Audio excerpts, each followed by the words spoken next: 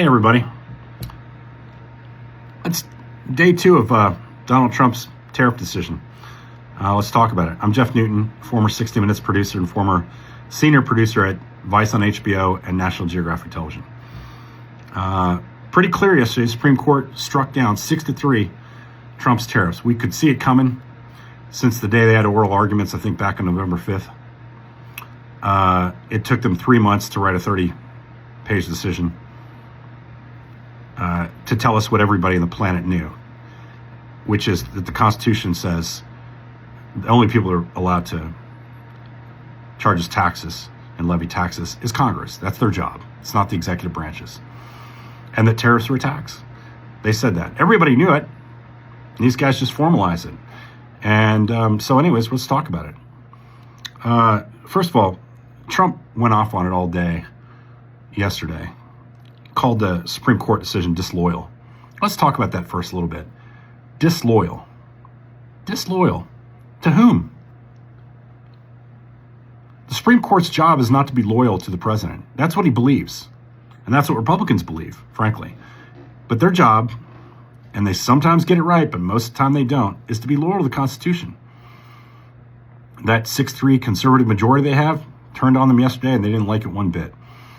You had the liberals on the court voting in favor of striking down this tariff. And you also had 3 Supreme Court conservatives.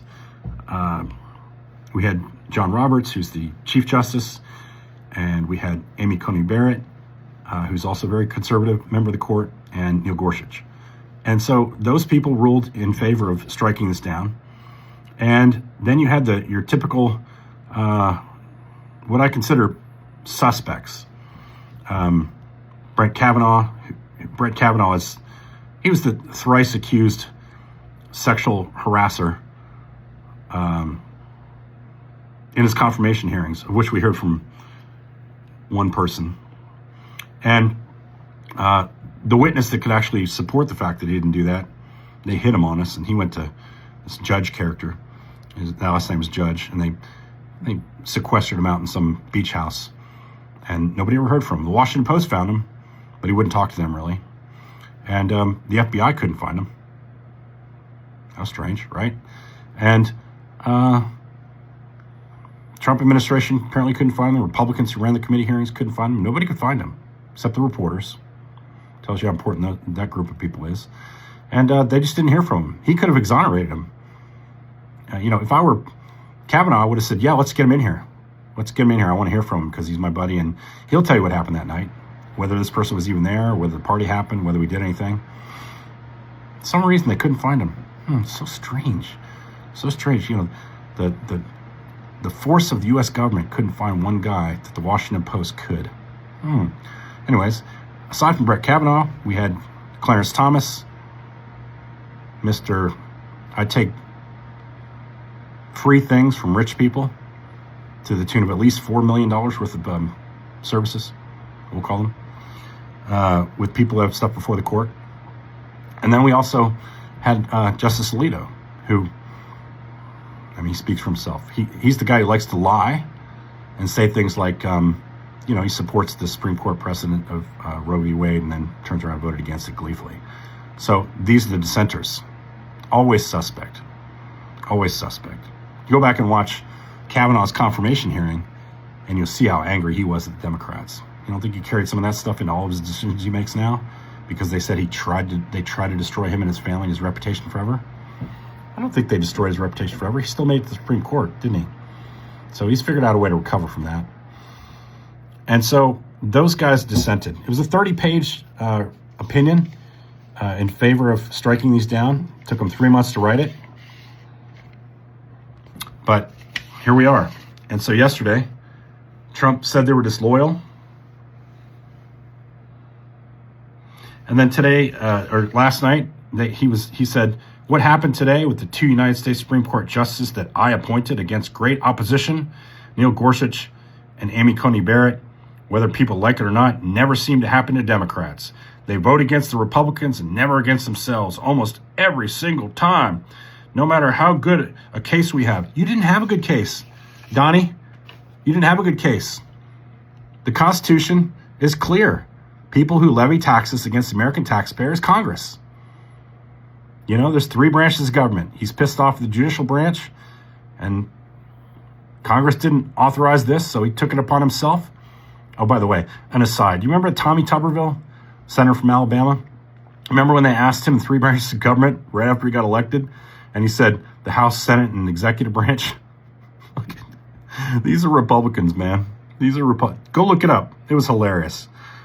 Oh, what are we dealing with? That's who we're dealing with, these kind of people. Kavanaugh wrote in a dissenting opinion.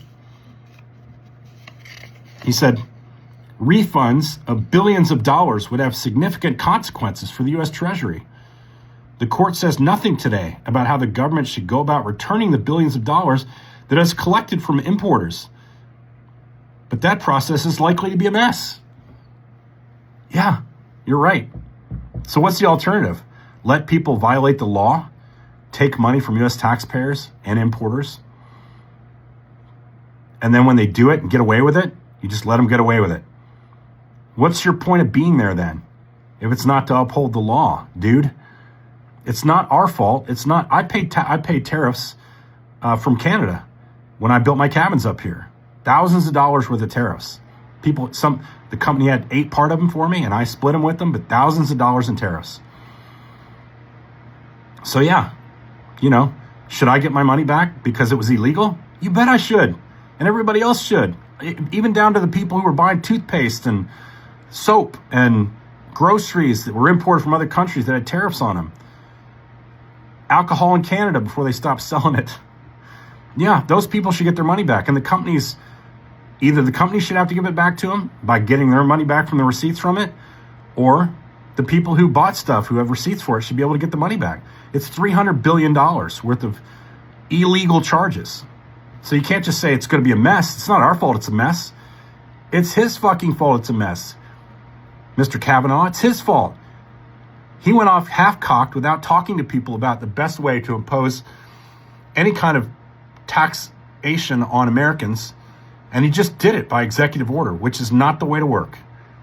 You know, it's not like, today I have an executive order naming Melania Trump Day. It's not that kind of thing. It's taxing billions of dollars every year on the American public who already are cash-strapped for food and are seeing their energy costs rise because of your bullshit excuse about why you think windmills and solar is bad. And you're propping up all these AI companies that are going to suck up all the energy and make our costs go up higher and not making them pay for any of it. And you're like, let's just tariff them on top of that. No, it's illegal, man. And you lost in court to a private company that spent its own money. And your excuse yesterday afternoon was, well, it's going to go, we don't know. We're just going to go back to court now with this new policy. And we're going to go back to court, and they didn't tell us how we have to pay it back. So we're going to spend at least a couple years in court, probably 5 years. Well, that's your plan. Now you telegraphed it. Your plan is to wait everybody out and leave the problem for the next president. So let us be on record by saying you're an asshole, because the next president's going to have to deal with your budget shortfalls, as we all knew was going to happen. You bankrupted more businesses than you've succeeded in. You're trying to do that to the U.S. Treasury. So no, Brett Kavanaugh, this is your problem too, because you guys could have slapped an injunction on this when you had time, and stopped the whole process of him collecting any tariffs when it was a lot less money at stake. And you didn't do it. And so now we're stuck with this problem. Let's go on to another topic while we're here. What kind of stuff has he had to deal with this last week? Well, here's a couple headlines. Trump says $16 billion Hudson River Tunnel project is terminated. Federal funds were allocated to go to the Hudson River project, which would put a tunnel between New Jersey and New York, so travelers could get in and out of the city more efficiently. And it was funded. It's been funded for years. They've been working on it for years. And he's terminated it. And you know what his response to it is? If you name stuff after me,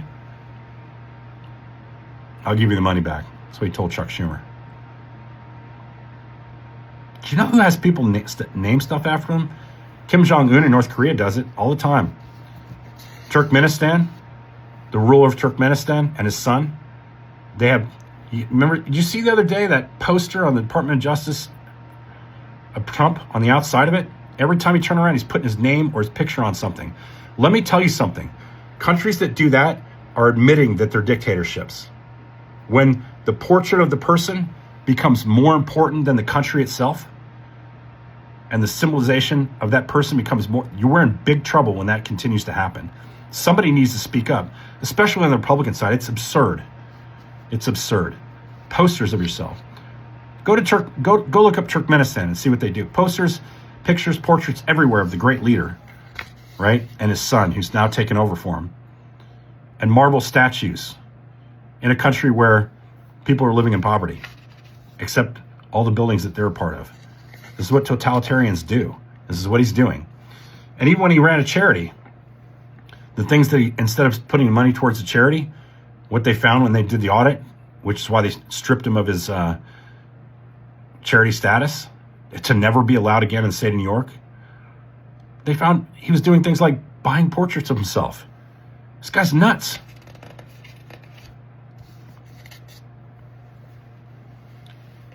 It's not leadership. Look at Volodymyr Zelensky, the president of Ukraine. When he was first elected and looking young at the time, a little thinner, a lot less gray hair, and he was speaking to the Ukrainian government. He said, I don't want posters of myself and pictures of myself in your offices. Don't do that. Don't do that. He said, put pictures up of your family, and every decision you make, think of them. And you wonder why Trump hates him. Because he's a man who understands his role in history.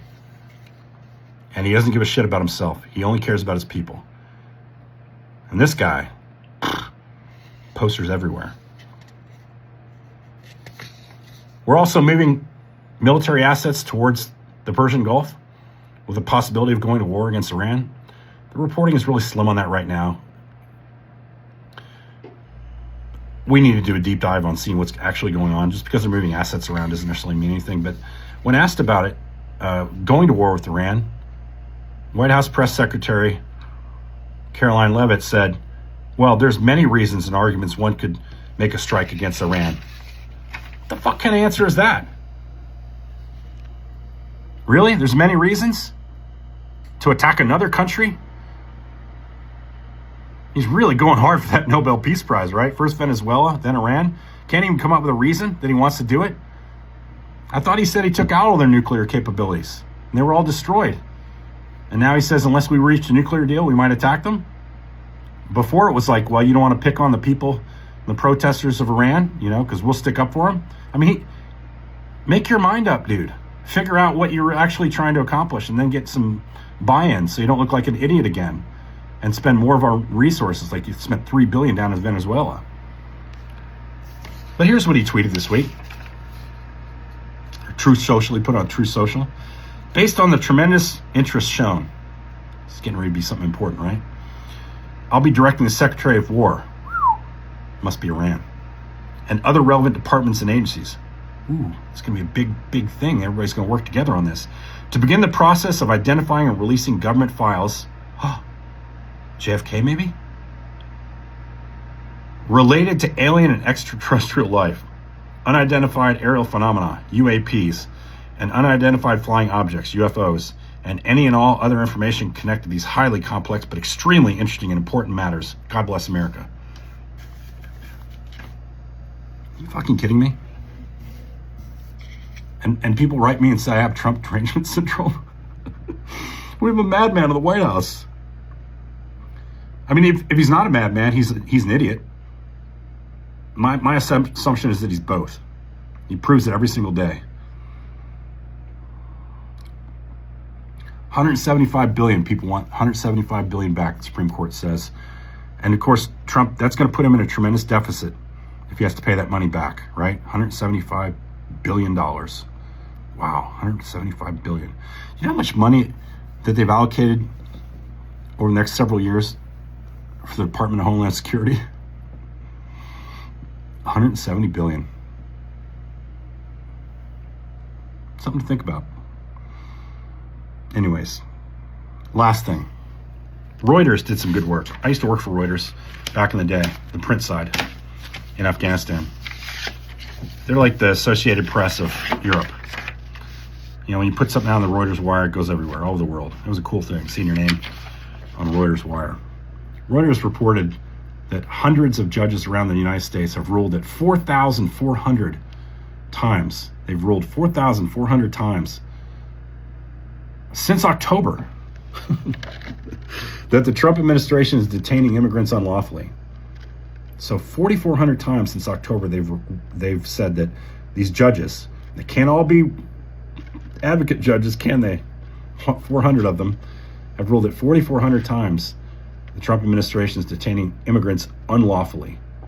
A Reuters review of court records found. That's some deep diving, man.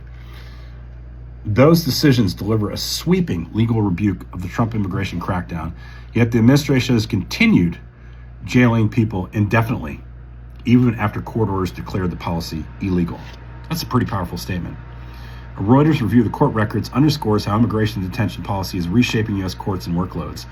More than 20,000 federal lawsuits by immigrant detainees seeking release since President Trump took office, and at least 4,421 cases, that's at least 4,421 cases, since early October, in which more than 400 federal judges ruled that ICE was holding people illegally. So we have real stuff happening in the courts that matters. And he's talking about how he's directed Pete Hegseth, when he's not doing poor push-ups or really bad pull-ups, to figure out which agencies have all the alien information. That's where we're at as a country. Can you imagine? Can you imagine that we be talking about this shit every day? The one thing I miss the most about being a citizen in this country is days going by where we didn't have to think about this fucking clown. Just a few days. Just give us 5 days where I don't have to listen to him say something stupid and ignorant and lying. Gosh. And I have Trump derangement syndrome. What's the cure for that? I mean, it's funny that the MAGA people define what Trump derangement syndrome is. It's just like JFK Jr. He defines what science is without a medical degree. You know, they're making stuff up, just like they are in the FDA. Anyways, you guys have a good Saturday. Like, follow, and share. Comment. We love your comments. If they're fact-based, we love them even more. And yeah, head on to Substack if you can. If you have the inclination, we'd love your support and help in building our Substack community with paid subscriptions. Try unpaid one for a while. If you like it, help us out. $8 a month or $80 a year. So take care, Misfits. Have a good one. From the Writer's Cabin, signing off. Have a good Saturday.